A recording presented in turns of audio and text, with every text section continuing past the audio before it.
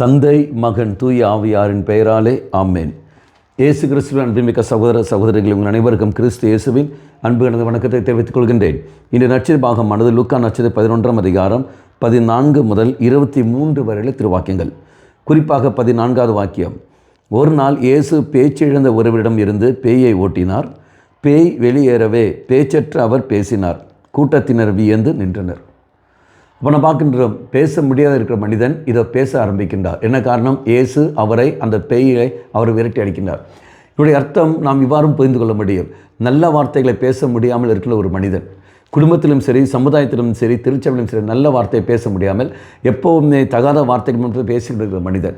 அப்போ அந்த மனிதன் அவன் வாயிலிருந்து வருகின்ற தகாத வார்த்தைகள், அந்த எண்ணங்கள், அந்த சிந்தனைகள் அதெல்லாம் விட்டு போக வேண்டும் என்றால் அவன் இயேசுவிடத்தில் கடந்து வர வேண்டும். அவன் இயேசுவிடத்தில் கடந்து வருகிற சமயத்தில் இயேசுவின் வார்த்தைகளை அவன் படிக்கின்ற பொழுது, இயேசுவின் வார்த்தைகளை கேட்கின்ற பொழுது, இயேசுவின் வார்த்தைகள் உள்வாங்குகிற சமயத்தில் அவனுடைய சிந்தனைகளும் சரி, அவனுடைய எண்ணங்களும் சரி தெய்வ வசனமாக இறை வார்த்தையாக நிறைந்திருக்கும். அப்படி என்றால் அப்படி இறை வார்த்தை நிறைந்த சமயத்தில் ஒரு நாளும் அவன் வாயிலிருந்து கெட்ட வார்த்தையோ, மற்றவர்களை பாதிக்கக்கூடிய ஒரு வார்த்தையோ, மற்றவர்களை வேதனை ஏற்படுத்துகிற வார்த்தை எதுவும் வராது. மாறாக நல்ல வார்த்தையிலே கடந்து வரும். அப்போ இயேசுவின் வார்த்தை உள்ளே போகும்போது மட்டுமே தான் இதோ அந்த திண்மைகள், தீய சக்தி நீங்கி போய்விடும்.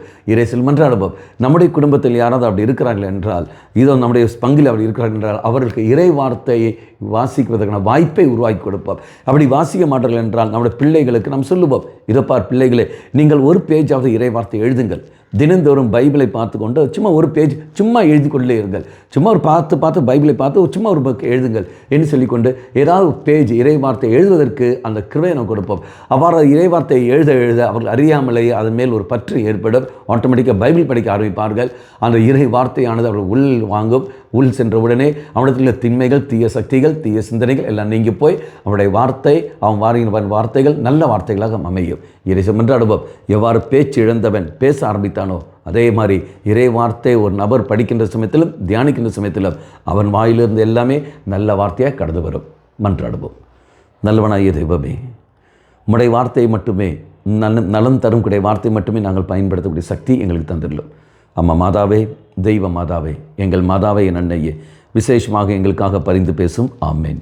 தந்தை, மகன், தூய ஆவியாரின் பெயராலே ஆமேன்.